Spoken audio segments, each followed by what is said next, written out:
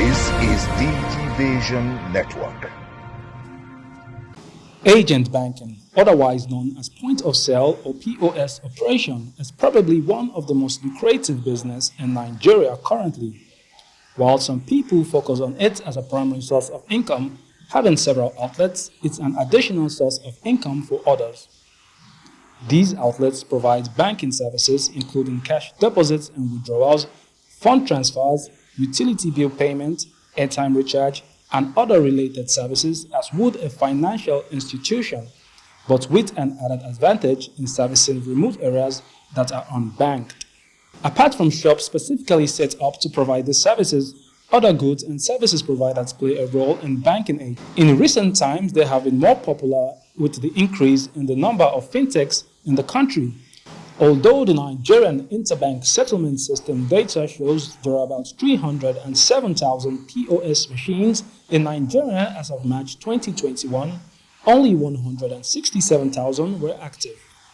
While agent banking promotes financial inclusion, it's not without its own risks and challenges. Mobile money and agency banking are just parts of the measures and tools being introduced by the federal government in ensuring that more Nigerians are served financially. So what it means is that since the banks can't be on every street in the country, since the insurance firms can't be on all the corners and local government of the countries, we should be able to bring financial services closer to people. Now, from some interactions that we have had, we discovered that POS business has its place in our economy as of today, because not every place has been covered by the operations of bank or even ATM services.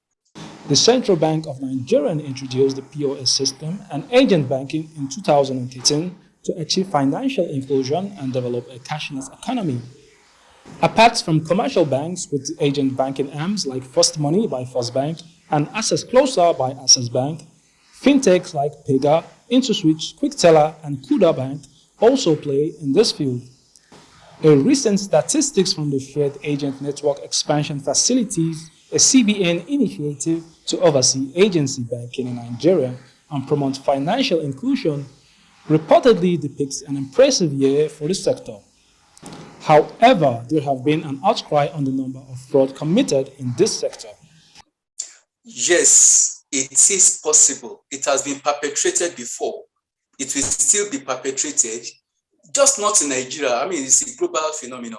It should be regulated because most of those agents, they even had additional charges. After charging you 100 naira or 200 naira, over the amount you are withdrawing. When you get home, you discover that other charges still enter your account. So if it is not regulated, so many people will be defrauding people. I had a series of experiences. Only that sometimes the transaction as a point of sales, it doesn't come at the time expected.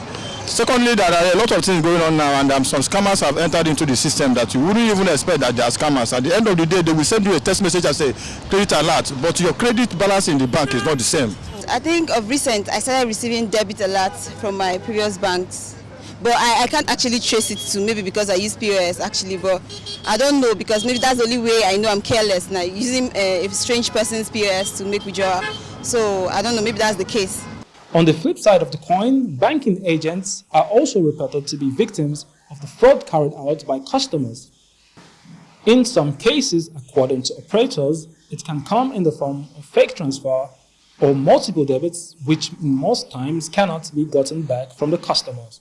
We are in the era of fake alerts, so many agents fall for the scam of fake alerts. I mean, the recent one that was in the news and in the paper was a customer who walked into an agent location who had a military camouflage on, and he requested to withdraw 100,000, and the agent gave the person, in similar military uniform, 100,000, and he received, an alert, and it happened to be a fake alert. And when came, he did the transfer, but I didn't confirm the alert from us, but I saw the debit on his phone, and probably the alert didn't enter till today. He dropped his phone number, dropped everything, and the man is even a soldier self. As governments and other stakeholders in the financial technology space continue to seek ways to sanitize the sectors, there is a need for both operators and customers to be vigilant when transacting point-of-sale transactions in order not to fall victim of fraudsters in the sector. According to Victor Olojo, president of the Association of Mobile Money and Banking Agency in Nigeria, an association that further certifies the eligibility of operators, he said the association is already sanitizing the sector and both the operators and customers have a role to play in fishing out bad eggs in the sector to commensurate the efforts of the association. I can tell you that no well-licensed agents, no agent who is properly registered as an agent will want to do that because you'll be traced.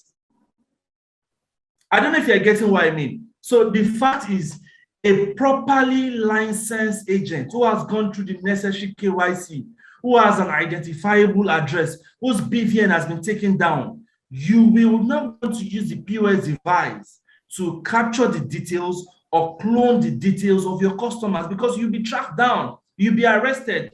The footprint of that transaction will be traced down to your terminal. So I tell you confidently that there is no way a properly registered agent will commit such fraud.